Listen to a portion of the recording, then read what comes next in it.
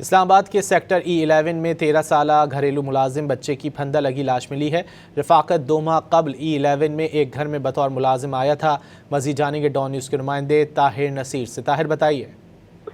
رضی یہ دیکھیں سیکٹر E11 ہے، پوسٹ سیکٹر ہے اسلام آباد کا۔ یہاں پہ 13 سالہ گھریلو ملازم کی پھندہ لگی لاش برآمد ہوئی ہے۔ پولیس حکام کا یہ کہنا ہے کہ بچے کی شناخت رفاقت کے نام سے ہوئی ہے اور اس کی لاش کو پوسٹ مارٹم کے لیے اسپتال منتقل کر دیا، جبکہ کیونکہ گھریلو ملازم تھا وہاں سے بھی تفتیش کی جا رہی ہے۔ پولیس حکام کا یہ کہنا ہے کہ بچے کی موت کی اصل وجہ پوسٹ مارٹم کے بعد سامنے آئی کہ کیا بچے کو گلا دبا کر قتل کیا گیا یا بچے نے خود جو ہے حالات سے دل برداشتہ ہو کر خودکشی کی ہے۔ تاہم پوسٹ مارٹم رپورٹ آنے کے بعد اصل حقائق معلوم ہوگی، جبکہ پولیس نے مختلف زاویوں پر تحقیقات بھی شروع کر دی ہیں۔